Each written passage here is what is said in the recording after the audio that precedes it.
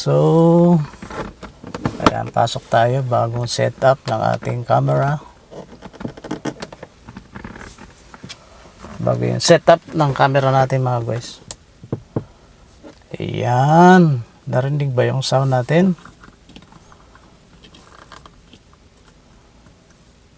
Alright. Kita ba? Narinig ba yung sound guys?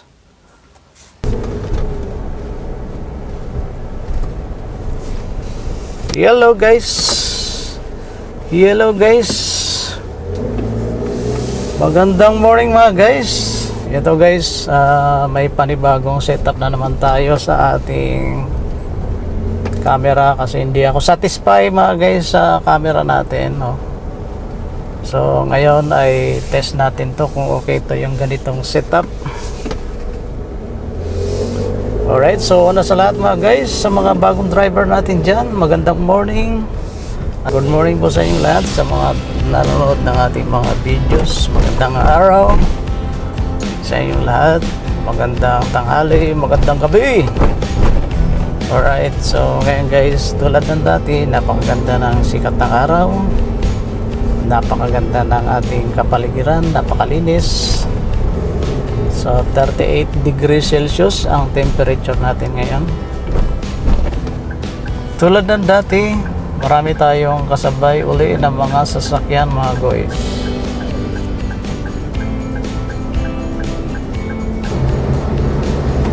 Alright, so ayan, nakapasok na tayo sa highway mga guys.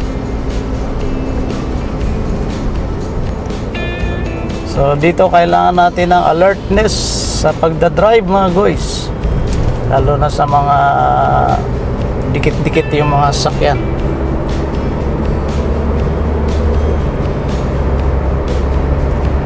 Dapat hindi tayo maging kamote.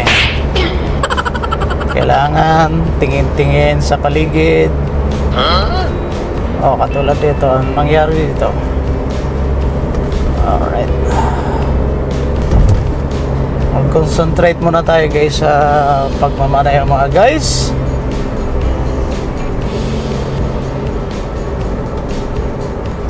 Alright, so yan, so alright mga guys, so yan, okay ba yung sound natin? Sana okay, no? At sana ay malinaw ngayon yung sound natin. Hindi katulad kahapon, hindi ako satisfied sa sound natin mga guys. So ganun kasi yung pagbablog mga guys eh. Actually hindi pa naman ako expert sa pagbablog ano, pero gusto ko lang din i-share kung ano yung paraan ng pagbablog. So kailangan dito mga guys ay yung audio natin ay loud and clear, malinaw dapat mga guys.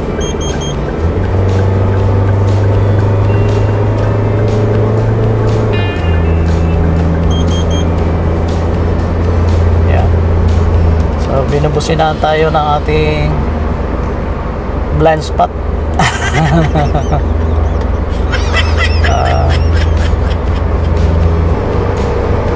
Alright, so yan, maganda na yung takbo natin mga guys. Dito lang tayo sa middle para hindi tayo nagmamadali. Anong oras na ba? Wow, 7:50 na mga guys. Meron na lang akong 10 minutes na makarating sa work na hindi malate. Sabagay may ano pa naman, mga kapag dumating ka ng 8:20, consider na late ka na. Pero kahit na late ka na rito mga guys, ano, wala namang bawas sa sweldo. Hindi ka naman babawasan ng sweldo, pero late ka. Pero maganda na yung ano, lagi kang hindi ka late pag nagpumapasok ng trabaho. Kasi pangit pag late, di ba? So concentrate muna tayo sa pagdadrive mga guys. At medyo ano ngayon, parang paspasan ngayon ng takbo ng mga sakyan. Pati yung mga kasunod ko ay ang bibilis din ng pagpapatakbo. Kaya pati tuloy ako napapatakbo rin ng mabilis. Ayan, ang takbo natin ngayon 100.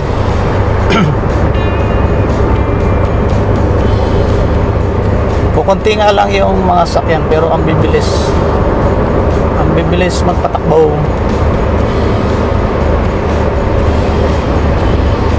kasi nakabuntot agad sa'yo sa likod.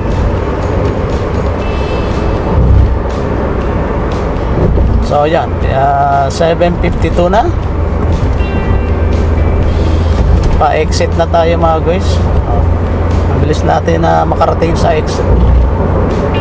Exit na tayo, kakanan na tayo dito mga guys.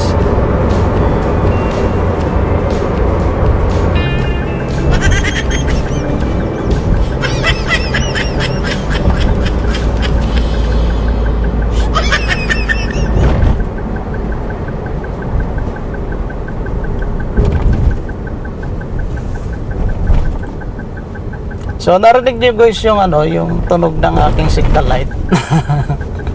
Naka hyper din siya eh. Hyper plus siya mga guys. Ang ating signal light kasi ito pinalitan natin din ng LED. Nagpalit tayo ng LED eh. So nagpalit tayo ng LED. Ang nangyari yung flashing ng ating signal lights ang bilis.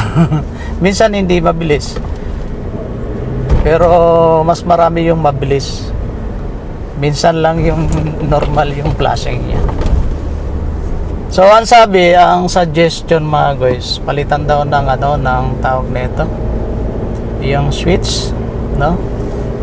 May tawag doon eh, solenoid switch ba tawag doon, yung flasher switch, no?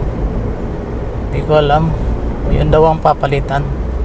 Ang kaso, hindi ko alam kung saan dito banda yung switch na yon para mapalitan. Sinesearch ko nga sa internet eh, kung saan nakalagay yung flasher ng Toyota Rush eh. Tinitingnan ko sa YouTube kung merong nagpapalit. Walang nagpo-post eh. Walang nagpo-post kung saan nakalagay yung signal light switch ng yung switch ng para sa signal lights para palitan. Baka underrated dahil sa kinabit natin na LED. Minsan nga pina-flash ko siya, tapos pinapakinggan ko kung saan yung tumutunog. Hindi ko pinpoint eh kung saan banda eh. Pinapakinggan ko eh.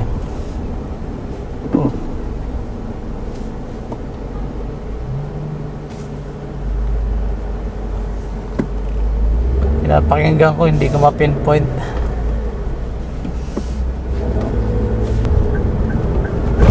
Ayan, katulad niya, normal siya. Kanina, normal yung flashing niya. Minsan, hyper flash. Hyper flash. So, wala muna tayong usapan ngayon mga guys about sa vlogging, no? Muna tayo, relax muna tayo mga guys. Ang isipin niyo lang muna yung mga binigay ko na tips kahapon, no? So yung mga basic need muna ang kailangan natin. So una, kailangan muna meron tayong cellphone, or kung meron kayong camera, mas maganda talaga kung meron kayong GoPro, no? Para kahit ilublob nyo sa tubig ay maganda, ay okay lang, no? Tapos pangalawa, kailangan lang mga guys, malakas lang yung boses nyo para naririnig ng nanonood yung boses nyo. Yun lang ang importante. Tapos pangatlo, yun, mamili ka na kung ano yung pwede mong i-vlog, no? Maraming mga content na pwedeng i-vlog eh.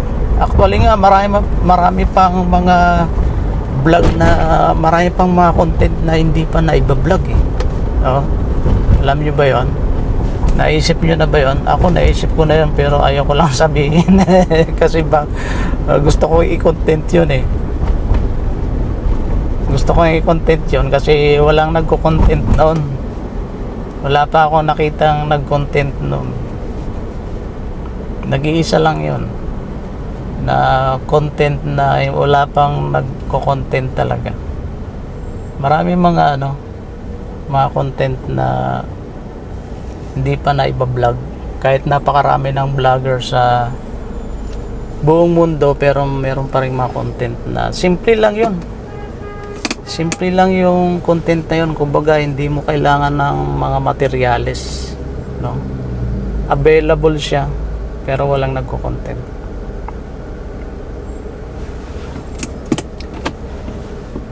Ang pagkakaiba kasi ng mga content creator sa YouTube, pwedeng pwedeng wala kang gaanong gagastusin eh. Kailangan mo lang camera, tapos yung sarili mo, no? Ganun lang. Hindi mo kailangan ng mga materyales. Maliban na lang kung ang gusto mong content ay talagang kakaiba, yung gagastos ka, no? Yun. Siyempre, gagastos ka.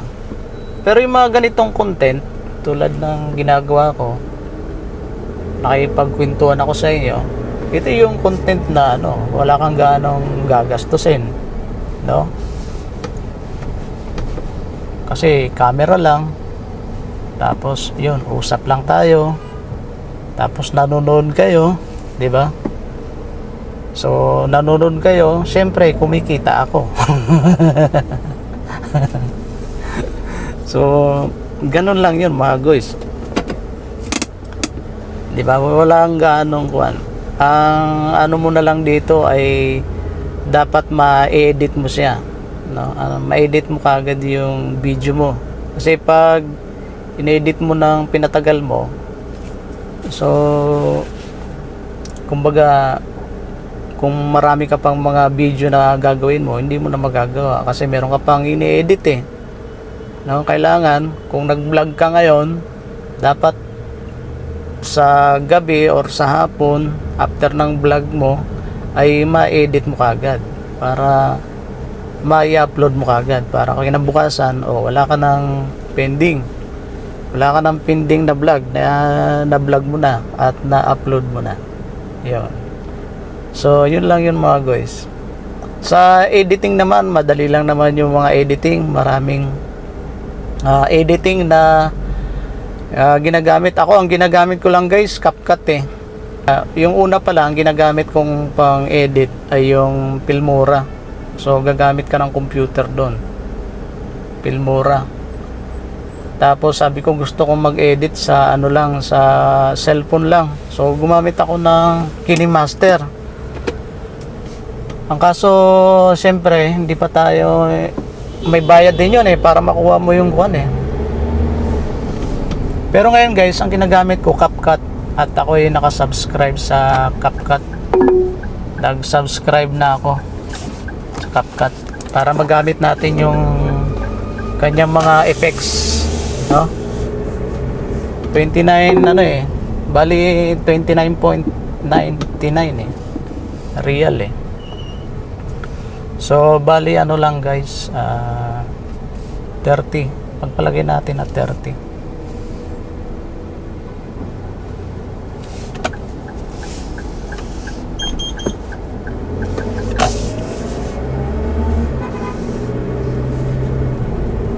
May nakaharang doon, di tayo tuloy nakapasok. Ibis na paparada tayo doon, hanap tayo ng daan para makabalik tayo doon.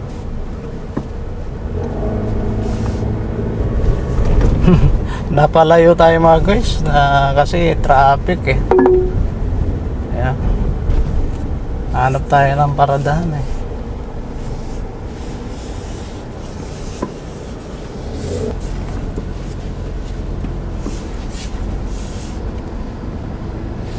Yun. Sana meron paradahan. Kasi merong umalis.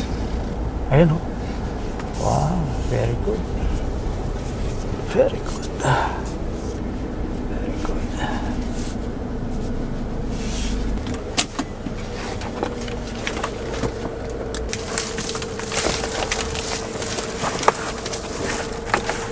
Alright mga guys, so yan, nandito na tayo sa paradahan. Ang ganda ng pagkaparada nun. Ang ganda ng pagkaparada nun. May mag-isa lang siya yun.